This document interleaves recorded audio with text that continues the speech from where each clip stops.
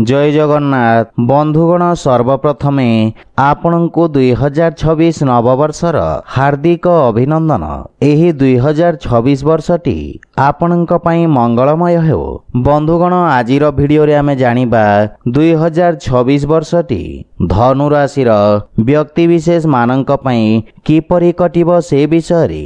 बंधुगण एही वार्षिक राशिफल वैदिक ज्योतिष शास्त्र एवं ग्रहंक स्थिति और गोचर गणना को नहीं आधारित।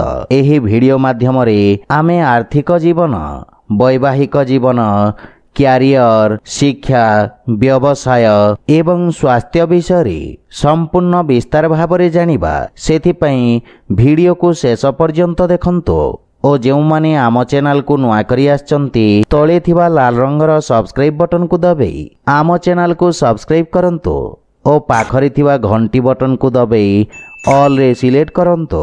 काहेकि ना आमे अपलोड करिथिबा प्रत्येक वीडियो रो नोटिफिकेशन आपण सर्वप्रथमे पाई परिबे। बंधुगण धनु राशिर व्यक्तिंक पई 2026 वर्षटी अत्यंत शुभफलदायक सिद्ध हेबो।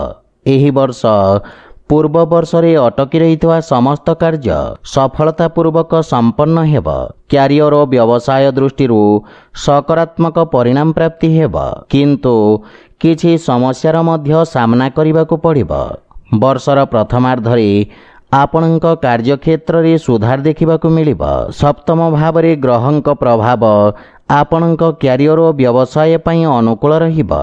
सहकर्मी, बंधुमित्र और जीवनसाथी पक्षरु उत्तम सहयोग प्राप्ति हेबो, जहा फल रे कार्यक्षेत्र रे स्थिरता लागि रहिबो। भागीदारी व्यवसाय पई मध्य समय अत्यंत शुभफलदायक सिद्ध हेबो। व्यवसायर विस्तार करिबारे आपण सफल हेबे, किंतु जे कोनोसी प्रकार निर्णय अनुभवी बा वयोज्येष्ठक परामर्श रे नियंतो सफलता पाइबे। सामाजिक क्षेत्र रे आपणक वर्चस्व वृद्धि पाइब एवं सामाजिक मान सम्मान प्राप्ति हेब। वर्षर द्वितीय भाग रे देवगुरु बृहस्पति आपणक अष्टम भाव को गोचर करिवे, जहा फल रे कार्यक्षेत्र रे परिवर्तन देखिबाकू मिलिब। व्यवसाय रे उच्च नीचर स्थिति देखिबाकू मिलिब। विरोधी और गुप्त शत्रु आपणक विरुद्ध रे षड्यंत्र करिवे एवं व्यावसायिक रूप रे एही समय अत्यंत संघर्षपूर्ण रहिबो। व्यवसाय क्षेत्र रे नाना प्रकार अवरोध उत्पन्न हेबा सहित लाभ प्राप्ति रे हानि घटिबो। अष्टम भाव रे बृहस्पतिक स्थिति कारणरू गुप्त शत्रु ठारू आपनको सावधान रहिबार आवश्यकता रहिछि। सेथिपई निजर समस्त योजना को गुप्त रखंतो। भूमि और भवन संबंधित कोनोसी प्रकार बड़ निवेश करिबा ठारू आपण दूरे रुहंतो। आपणक क्यारियर और प्रतियोगी परीक्षा क्षेत्र रे स्थिति साधारण परिणाम प्रदान करिब। आपण उत्तम प्रदर्शन कले सुद्धा लगातार प्रयास करिबार आवश्यकता रहिछि। विद्यार्थी छात्र छात्री माने विशेष करी व्यावसायिक बा टेक्निकल क्षेत्र रे प्रयास करूछंती, ताहेले एही क्षेत्र रे सफलता प्राप्ति हेब। सेहीपरि आर्थिक स्थिति दृष्टि 2026 वर्षटी उत्तम लाभर अवसर प्रदान करिब। वर्षर प्रथमार्धरे आपणक आर्थिक स्थिति मजबूत रहिब। बृहस्पतिक दृष्टि एकादश भाव रे थिबा कारणरू आपणक आय अन्य माध्यमरू मध्य हेबार संभावना रहिछि। गृहर रक्षणाबेक्षण आदि क्षेत्र रे आपण खर्चांत हेबे। बृहस्पतिक शुभ प्रभाव आपणक आयर नुआ मार्ग प्रशस्त करिब। भाई भौणी तथा जीवनसाथी सहयोग प्राप्ति हेब, जहा कि आपणक आर्थिक स्थिति को मजबूत करिब।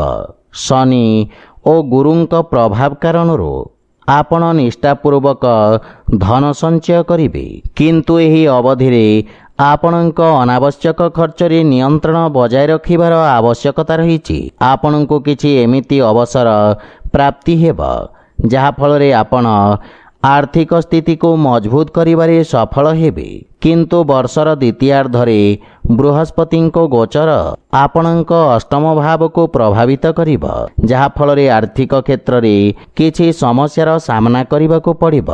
गुरु और शनिक प्रतिकूल प्रभाव आपणक आर्थिक स्थिति को प्रभावित करिब। ଏହି ସମୟ ଆପଣଙ୍କୁ ସଞ୍ଚିତ ଧନକୁ ନେଇ ବିଶେଷ ସାବଧାନ ରହିବାର ଆବଶ୍ୟକତା ରହିଛି।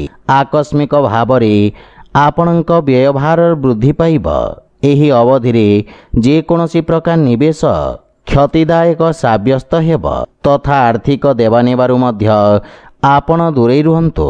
ଏବଂ ଧନୁରାଶିର ବ୍ୟକ୍ତିଙ୍କ ପାଇଁ ବର୍ଷର ପ୍ରଥମ ଭାଗ ଆର୍ଥିକ ଦୃଷ୍ଟିରୁ ମଜବୁତ ରହିବ, କିନ୍ତୁ ଦ୍ୱିତୀୟାର୍ଦ୍ଧ ସମୟ ଆର୍ଥିକ କ୍ଷେତ୍ରରେ ସଂଘର୍ଷପୂର୍ଣ୍ଣ ସ୍ଥିତିର ସାମ୍ନା କରିବାକୁ ପଡ଼ିବ।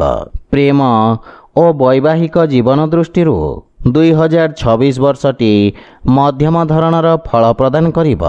ବର୍ଷର ପ୍ରଥମାର୍ଦ୍ଧରେ ଜୀବନସାଥୀଙ୍କ ସହିତ ମଧୁର ସମ୍ବନ୍ଧର ଅନୁଭବ ହେବ, କିନ୍ତୁ ଦ୍ୱିତୀୟାର୍ଦ୍ଧରେ କିଛି ସମସ୍ୟାର ସାମ୍ନା କରିବାକୁ ପଡ଼ିବ, ଯାହାଫଳରେ ପାରିବାରିକ ବାତାବରଣ ମଧ୍ୟ ଅଶାନ୍ତ ରହିବ।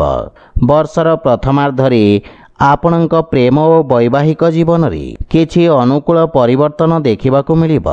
ସପ୍ତମ ଭାବରେ ବୃହସ୍ପତିଙ୍କ ଉପସ୍ଥିତି ଆପଣଙ୍କ ବୈବାହିକ ଜୀବନକୁ ସୁଖମୟ କରିବ ଏବଂ ଜୀବନସାଥୀଙ୍କ ସହିତ ପୂର୍ବରୁ ଥିବା ବାଦବିବାଦ ଦୂର କରିବାରେ ଆପଣ ସକ୍ଷମ ହେବେ।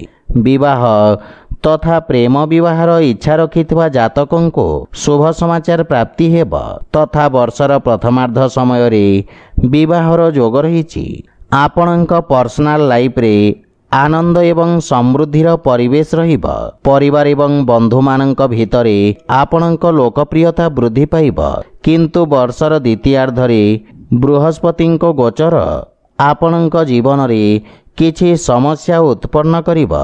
ଏହି ଅବଧିରେ ପାରିବାରିକ ଜୀବନରେ ତିକ୍ତତା ଓ ଉଚ୍ଚନୀଚର ସ୍ଥିତି ବୃଦ୍ଧି ପାଇବ। ପରିବାର ସଦସ୍ୟଙ୍କ ମଧ୍ୟରେ ଭାବନାତ୍ମକ ସମ୍ବନ୍ଧରେ ହାନି ଘଟିବ ଏବଂ ଛୋଟ ଛୋଟ କଥାକୁ କେନ୍ଦ୍ର କରି ବାଦବିବାଦ ବୃଦ୍ଧି ପାଇବ।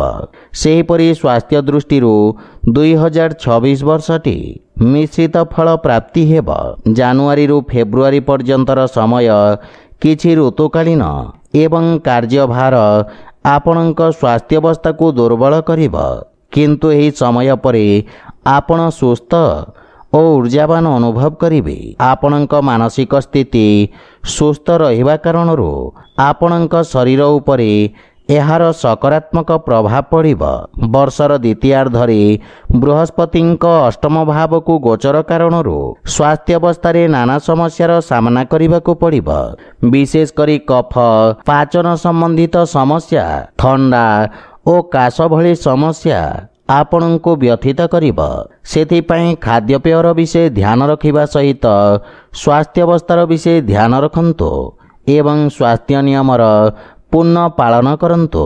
ଆପଣଙ୍କ ପାଇଁ ପ୍ରତିକାର ହେଲା ଆପଣ ପ୍ରତ୍ୟେକ ଗୁରୁବାର ଦିନ ଭଗବାନ ନାରାୟଣଙ୍କ ପୂଜାର୍ଚ୍ଚନା କରି କଦଳୀ ବୃକ୍ଷରେ ହଳଦୀ ମିଶ୍ରିତ ଜଳ ଅର୍ପଣ କରନ୍ତୁ ଏବଂ ଦେବଗୁରୁ ବୃହସ୍ପତିଙ୍କ ବୀଜ ମନ୍ତ୍ରର ଜପ କରନ୍ତୁ। ଶୁଭ ଫଳ ପାଇବେ। ତ ବନ୍ଧୁଗଣ, ଏହା ଥିଲା 2026 ବର୍ଷର ଧନୁ ରାଶିର ବାର୍ଷିକ ରାଶିଫଳ ବିଷୟରେ। ଯଦି ଭିଡ଼ିଓଟି ଆପଣମାନଙ୍କୁ ଭଲ ଲାଗିଥାଏ ଲାଇକ୍, ସେୟାର ଓ କମେଣ୍ଟ କରି ଜଣାନ୍ତୁ ଏବଂ ଆମ ଚ୍ୟାନେଲକୁ ସବସ୍କ୍ରାଇବ୍ କରନ୍ତୁ। ଜୟ ଜଗନ୍ନାଥ।